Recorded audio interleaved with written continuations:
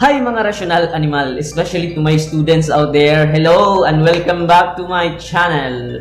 So I am making this video to orient my students with regards to the modules that we have sent to you, particularly the modules that I have sent to you. So parang wala na may mga daghang pangpangutana diha. I am making this video to answer your questions with regards to our subject. So per subject itong discussion ko.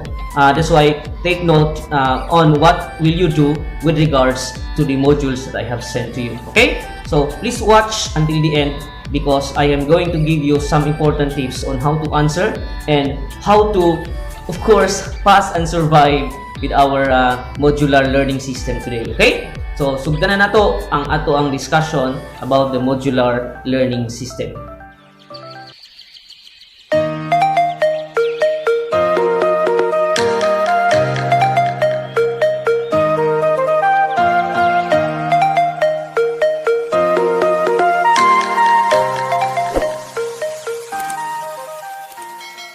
Number one question, what is this module all about? So to answer that question, basically, the modules are written by instructors from the JRMSU system. So kung makikita ninyo, we are your instructors sometimes, but we are not the author of the module kasi nagtutulungan kami in making of the modules. So, as your instructor, we are the facilitators of the subject. That is why, if you have questions about the module, do not message the author of the module. Now, if he or she is not your instructor, message directly or ask directly your instructor. So basically, the module that we have sent to you ay depende kasi ang coverage niyan. So may mga ibang module na tapos na, no, from midterm until final. Kasi dalawa lang yung coverage natin sa JRMSU. We only have midterm coverage and final coverage. So, there are some modules na tapos na yung midterm at saka tapos na rin yung final coverage. So, ayun lang, you just have to follow answering the modules step by step. No? So, if you are not yet done with Unit 1, do not proceed to Unit 2. Okay? So, you have to start with the Unit 1. But, eto, before you answer the units, the learning activities, the assessments, and the pre-tests in the units or in the lessons, please read first the module from the very beginning. Okay? So again, let me repeat it. Read the modules first. Why? Because the module has already directions to you on what will you do with regards to the subject that you are taking. Okay? Now, in my subject, I have already sent 4 modules. No? So what are those modules that I have already sent? Number 1, the World History 1. This is Spec 107. So who are those students na dapat mag-download nito? They are the BS Ed second year Social Studies or Social Science. Okay? So if you are a BS Ed second year, then download the module of Spec 107, World History 1. Ako yung author niyan. Okay? Second is the Spec 106, World History 2. This module is intended for the BS Ed third year Social Studies or Social Science. So, there are only 24 students na BS Ed third year Social Science. So, again, please download that module if you are a BS Ed third year Social Science. Now, the third module that I have sent was the Flexible Learning Package of GEUS course. That is, this is the module for the GEUS or GE, General Education Understanding the Self course, right? So, sino yung dapat mag-download ng module na ito?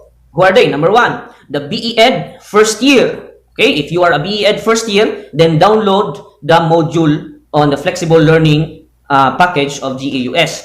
Pangalawa, the BS Ed first year, lahat ng BS Ed, including BPED. Okay? So, BS Ed, first year, Social Science, Filipino, Math, English, BPED. No? Sila yung mag-download nito kasi under ko yung mga BS Ed and BE Ed first year students. And my subject to you is General Education, GEUS, or Understanding the Self. So, the module is already sent to our Google Classroom. Meron din tayong mga group chats. And ito, I have also posted the file or the PDF file of this module in our FB group. So we have a private Facebook group. The title of the Facebook group is Philosophy and Social Science Society. So if you are my student, you can access the module in there. Alright? So again, dalawa yung access ninyo sa module.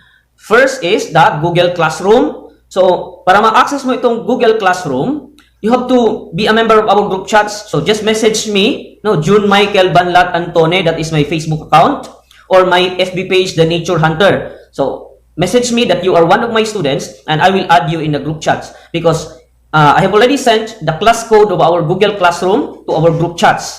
So nandoon sa Google Classroom natin yung ating mga modules. Okay? Pangalawa, gaya ng sinabi ko kanina, nandoon din sa Facebook group na Philosophy and Social Science Society yung ating module. At least dalawa yung option ninyo. You can download it via Facebook and via Google Classroom. That is via email. Okay, mas dali lang good siya sa Google Classroom kaysa email. Isa-isa pa na mo. Okay? So yun now. Let's go to the usual questions that are usually or that are commonly asked by students, especially pagdawat nila sa module. So first question, Sir, paunsaon man namo pag-answer ang module? So, tubagon ako na, read the modules first because the module has instructions and follow the instructions that are written in there. Okay? Kedua, Sir, asa man namo isulat ang amuang outputs or mga activities?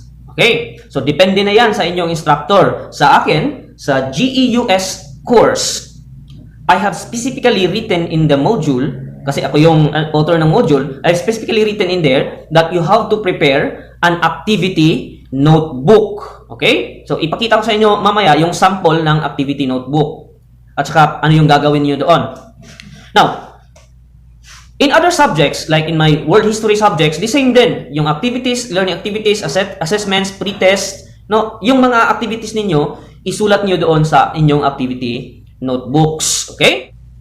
Now, this is the sample of your activity notebook. So, kung titingnan ninyo, this is 80 leaves. Okay? Piliin nyo yung 80 leaves. Huwag naman masyado yung napakarami. No? Ay, itong baga. 80 leaves lang okay na siya. At least minimum 80 leaves. Now, sir, unsa man dapat ang color? Na ikaw na nabahala diha unsa ang color. Okay? Basta kay 80 leaves. Kay daghan magka-activities, tapos baka dili hurot, no? Or rather, ma-short ka sa imo ang pagsuwat.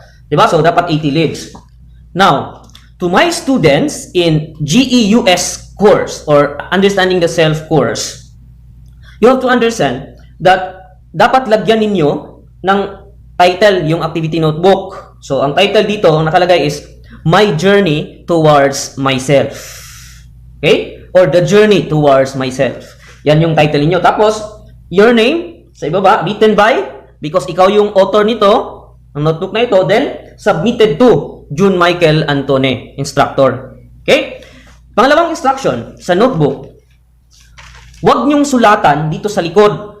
Okay? Your answers, like pre-tests, no, learning activities, assessments, dito niyo isulat lahat sa front page. Again, ayaw sulati ang sa likod. Kung yung Bisayon ha, do not write the back portion kasi maot kayo basahon kay mula po sa likod. Write only the in the front portion. Okay? Karon, do not also forget to write the directions. No, the direction kasi, di ba, sa module, kung nababasa ninyo, nakalagay doon, pre-test, directions, then questions. So, please write also the questions and including the directions. Then, your answer. Okay? Questions, then your answer. So, muna na siya. Ayaw nang isulat rig apil ang content, kaya mura nagikopya nimo ang module, ana. Diba? So, write only the questions and then your answer. Naintindihan? Okay? Now, mangutana mo, Sir, asa man taman among ansiran? Okay? So, since ang nahatag sa inyo is midterm coverage, then you have to answer everything in there. Okay? Kasi, pag maman ka na, then you are done with the midterm coverage. Diba? So, hutag yung nag-answer, kanang gihatag ni Sir diha.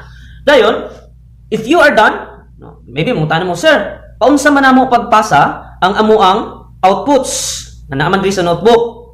Okay. Now, depende na sa inyong instructor. But for me, as your instructor, I will accept your outputs via pictures. No? Kung sa inyong activities diha, no, kana. Basta nindot lang nga pagkasulat, then mabasa lang nako, picturein na kanang clear nga picture, then i-submit dito sa Google Classroom privately. Private ha, maghatag ko dito og assignment kung asa ninyong individually submit ang inyong outputs. First option to siya sa Google Classroom. Second option ninyo, you can send your output via Messenger. No, private ha, private send sa ako via Messenger. So i-send niya dito ang inyong outputs and I will check it. So ang inyong activity notebook, tigong mo lang na siya kay nga naman after this pandemic, ako na siyang kuhaon sa inyo ha. Or there will be time na at the final coverage, ang last nga requirement yun ninyo sa atong subject is the activity notebook. So time will come nga ako mismo moadto sa inyong matag municipality and we will set a time and place to collect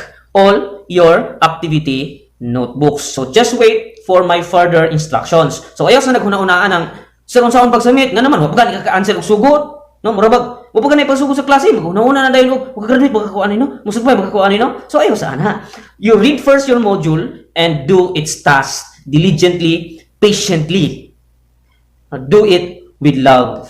So, those are my step-by-step instructions with regards to my subject.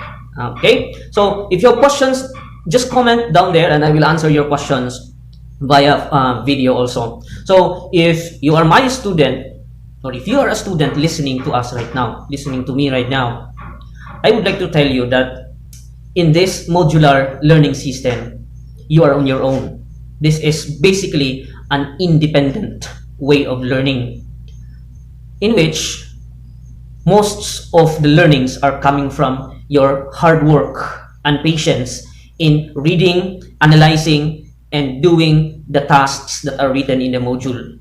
So, in as much as we would like to help you, but makatabang ni mo ni Google ra gyud, no? But dili pud pwede guys kung mangupira ta tanan kay masakpan sa hagong sad mo ana. No, so that is why you have to do it patiently. However, don't worry, kay kini yung amigo na maestro vlogger, I'm going to prepare video discussions just for you guys, especially to my students, no? In GAUS, in readings in Philippine history, and other subjects in the social sciences. I am going to prepare video discussions that are related to our topic. Now, basically, these topics are very related to our discussions in the module. Diba? So, para sa inyo ha, na if you would like to listen to a discussion, kinamay mga tao nga gitawag nila auditory, then mga visual, na gusto sila og mamati, gusto sila mulantaw. So, I'm going to make video discussions just for you guys to supplement your modular learning system. Don't worry, as your instructor, I am here to help you learn.